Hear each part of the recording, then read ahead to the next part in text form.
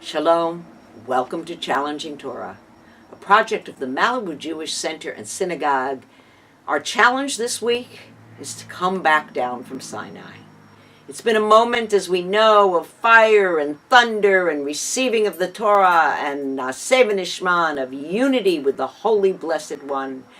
And after that, Moses goes up to the top of the mountain and disappears into the clouds to receive the tablets. And we are left with the eternal question, how do we retain peak experiences? How do we link the sublime and the mundane on a permanent basis? How do we know we can access that space where God and the human heart dwell together?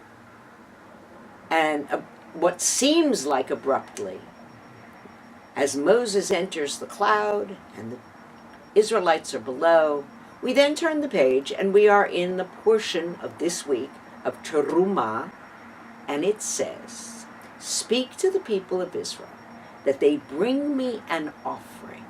From every person that gives it willingly with their heart, you shall take my offering." The key is in the human heart, and in opening, hallowing the human heart.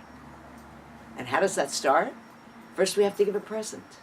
And we know the difference when we give a present and make a gift, and it's not really with our heart, and we've sort of bought it on Amazon and have no clue of what we're actually sending. Or we write a card, we give it to somebody, and the first thing we do is look at the card, not, ooh, what's in the box, right? So the process of giving a gift elevates the donor to begin with. And then we are asked to give a heartfelt gift, not just any gift. That's the word Terumah, which means literally to elevate. We give Terumah offerings. We elevate the mundane world up through the levels to the holy, to the sublime. God's very specific and says, this is the gift you should bring. Gold, silver, bronze, blue, purple, scarlet, fine linen, goat's hair. We are to elevate the basic materials of this world, which can be used for good and for bad. We know about gold. We know that gold can be the symbol, if it's for avarice and greed, of a pile of money, or gold can be the most beautiful expression of what human beings can do with divinely given elements. It is our action that elevates, that makes a gift back to God of the basic gold, silver, copper, all those things that God is asking for. We are asked for colors. For those of us lucky enough to live where we see the sunset so clearly every evening, I often think, driving out of my office, wow, this could have been a black and white world. But it's not. And it's one magnificent, sublime color after another. And so we value colors. We value the scarlet and the gold. We value the fact that the sky turns this amazing sky blue. And that we are able, by seeing it and saying thank you, we elevate and give it back as a gift. So God says, give me a gift, and I will open myself to you. And not only that, but asuli mikdash v'shachanti b'tocham.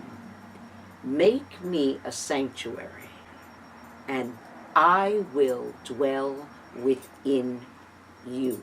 Or let them build me a house for holiness. Not a sacred object, as Rashi says, but a space where holiness is a potential space in the human heart. Asuli mikdash. God is asking to build me a holy space, a mishkan. But the mikdash, that holy space, is basically hollow. Just as we need to hollow out the ego of our heart when we give a gift, I don't give you a gift because I want it. I give you a gift because it's what you want. We hollow out that space through our willing hearts, and we ask that that be a protection around us. God says, physical, I get it. They need to hear and feel me. God has gone before us on a cloud and in fire, and we're not really sure whether the golden calf incident is really before or after this request for gifts. Depends on which sage you ask. But it doesn't really matter. The fact is, we are endlessly distracted. But it occurs to me that it's like God says, okay, you did the old boyfriend. You went back to the calf. Now, let's build a house. Let's get settled here. Let's live together for real. Make me a small space. What the Hasidim call a grandmother apartment, right?